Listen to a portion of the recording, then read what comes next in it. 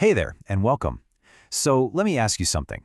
Have you ever been in a conversation that just flips? One minute it's fine, the next, it feels like you're gearing up for a fight. Well, you're definitely not alone. We're going to get into exactly why that happens, and more importantly, how we can build a bridge instead. Oh man, we've all been there, right? You're just talking, everything's cool, and then all of a sudden, the tension cranks up. Voices get a little louder, and pretty soon, nobody's even listening anymore. It stops being about the topic and starts being about who's going to win. So what's the deal? Why is arguing our go-to move so often? Well, to figure this out, we're going to dig into some really smart insights from an article by the knowledge curator D.R. Nair, which was featured on Tiga.com, a fantastic blog that's all about lifelong learning. All right, so let's get right into it. The first big piece of this puzzle is this deep, almost primal need we have to be right. But here's the kicker. Winning that argument, it's often a totally empty victory. You know, what's really fascinating is that most of the time, we're not actually fighting about the facts. Nope, we're fighting for something way more personal. We just want to be heard. We want to be respected. We want to feel like what we have to say actually matters. It's really a fight for validation. And if you actually break it down, kind of like an equation, you see how little sense arguing makes. Your goal is this tiny, fleeting rush you get from winning. But the cost? Well, that's a relationship with a big old scorch mark on it. You end up proving you're right, but all you've really gained is a bunch of hurt feelings. The math just doesn't work. But here's the good news. We can completely change that equation. And it all starts with this huge mental shift, moving from a fight mode to a learn mode. And it all comes down to this one single question. Seriously, this is a game changer. The next time you feel a conversation getting hot, just stop, take a breath, and ask yourself, do I want to be right or do I want to stay connected to this person? That's it. That one simple question can change the entire dynamic.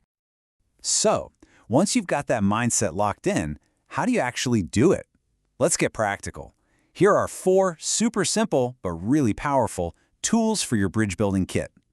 First up, just soften your tone of voice. It's amazing what a difference that makes. Second, pick gentler words. So instead of "you're wrong," you could try "help me understand what you think." Third, and this is a big one, really listen. Listen like you're going to be quizzed on it later, not just waiting for your turn to talk. And finally, a little bit of kind humor, maybe poking fun at yourself, can just deflate all that tension. Just keep it kind, never sarcastic. And let's be super clear about something. Taking a moment to really get where the other person is coming from, that's not weakness. It doesn't mean you're giving up. It's actually a sign of strength. You're not surrendering your point of view. You're just opening the door for a real conversation to happen. Now, I know what you might be thinking. This all sounds like some modern, feel-good advice. But what is so cool is that this is actually an ancient truth, a piece of wisdom that's been proven right again and again, from way back in ancient philosophy all the way to today's psychology.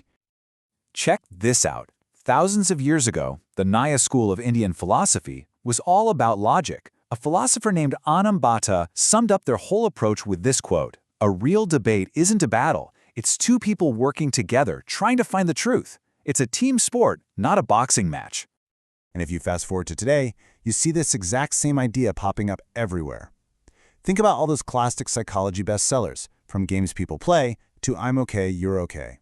They all come back to the same core principle.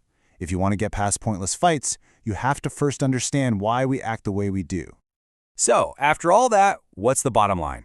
Well, it really boils down to a very simple, very deliberate choice that you get to make every single time you talk to someone. Because let's just be honest with ourselves for a second. Arguing doesn't work. It's just not an effective tool.